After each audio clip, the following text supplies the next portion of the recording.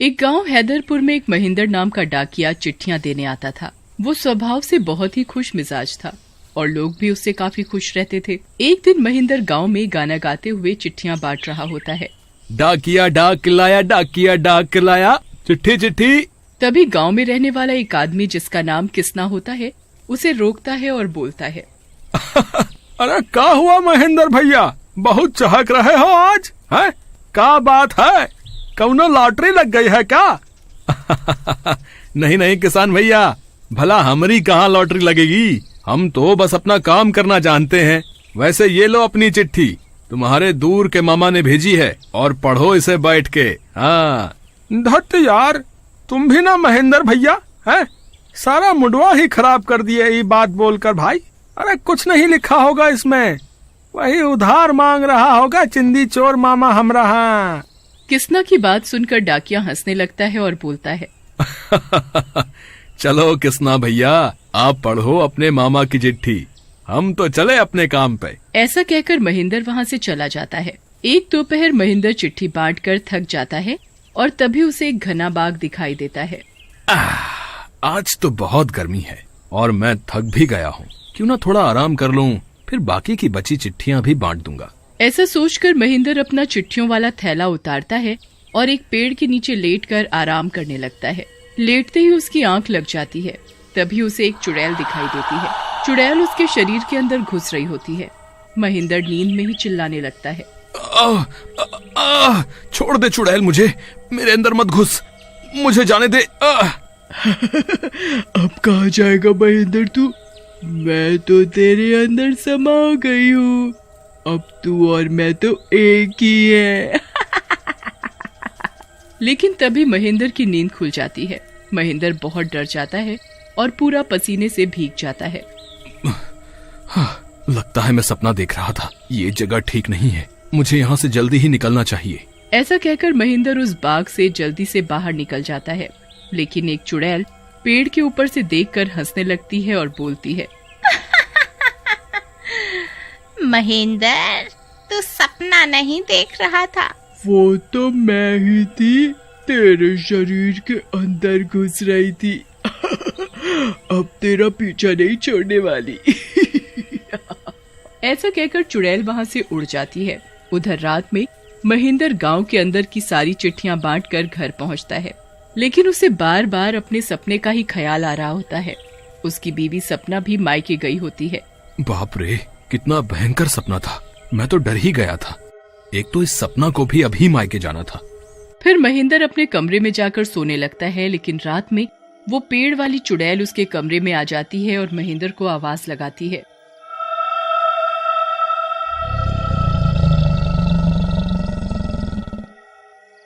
महेंद्र, ओ मेरे प्यारे महेंद्र, जल्दी से उठ, उठो ना। चुड़ैल की आवाज सुनकर महेंद्र हड़बड़ाकर उठ जाता है और चुड़ैल को अपने सामने देखकर काफी घबरा जाता है।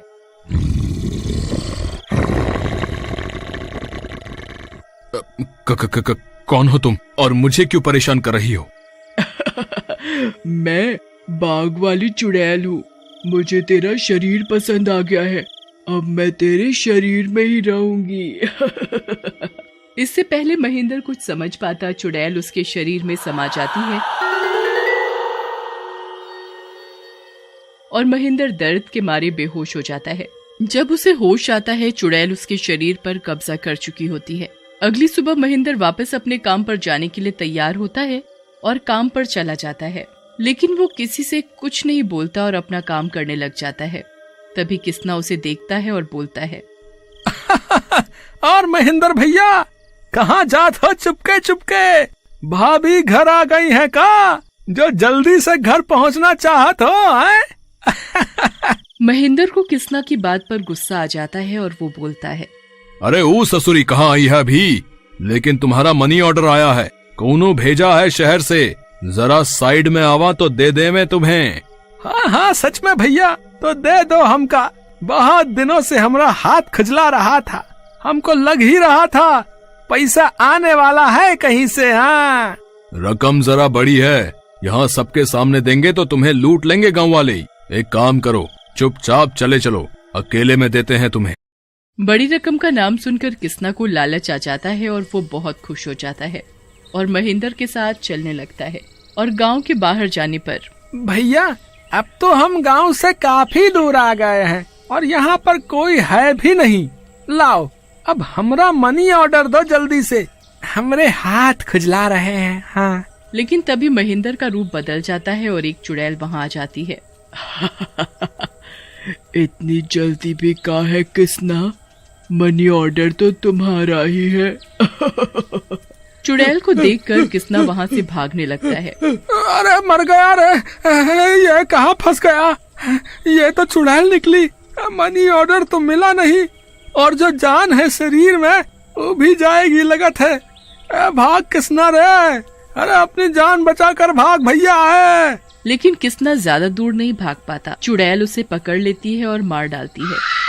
इसके बाद तो चुड़ैल अक्सर गांव में किसी न किसी आदमी को मार डालती। महेंद्र के शरीर के अंदर होने की वजह से उसे कोई पहचान भी नहीं पा रहा था। गांव वाले भी रोज रोज होने वाली इन मौतों से दुखी हो गए थे। अरे भाई, अरे ये सब न जाने गांव में क्या हो रहा है। हर दूसरे दिन कौनो न कौनो आदमी मारा जा रहा। सही कहा तो राजू भैया, ऐसी विपदा तो हमने कभी नहीं देखी भैया। कोरोना वायरस से भी ज्यादा मौत हो रही है गांव में। लेकिन भैया ऐसे हाथ पर हाथ धरे तो नहीं बैठ सकते हैं, कुछ तो करना पड़ेगा ना इस समस्या से निपटने के लिए। ऐसा कहकर राजू वहाँ से चला जाता है।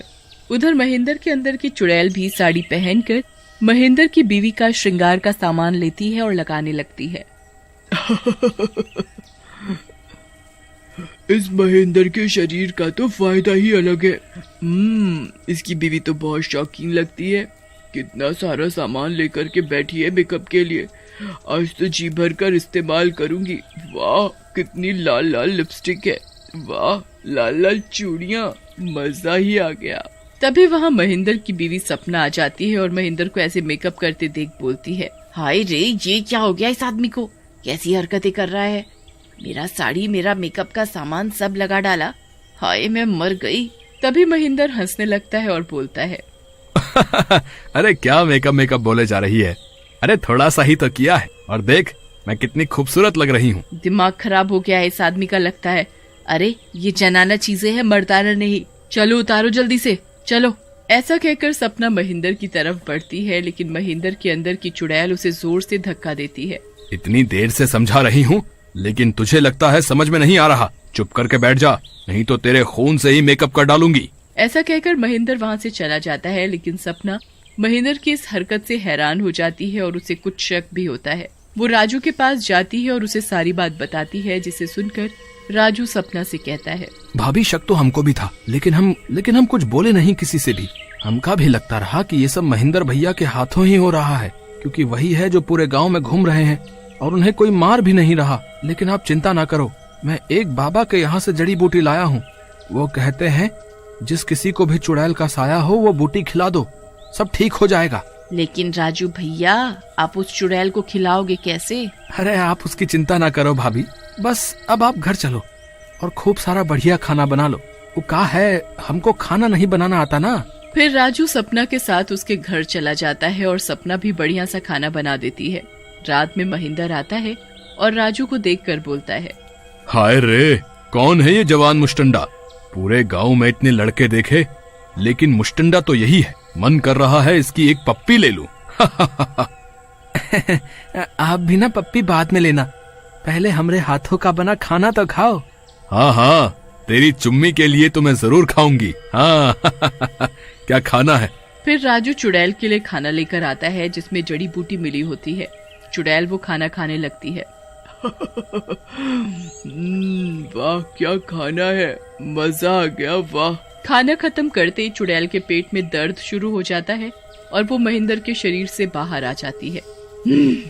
इस खाने में तूने क्या मिलाया था, मुझे जलन हो रही है। अभी तो तू पूरा ही जलेगी चुड़ैल। तभी चुड़ैल में सचमुच आग लग जाती है और वो जल जाती है। महेंद्र राजू के पास जाता है और बोलता है, राजू भैया धन्यवाद, नहीं तो ये चुड़ैल मुझे औरत बना डालती। वो तो है, लेकिन महेंद्र भैया औरत के रूप में आप लगते कमाल हो। हाँ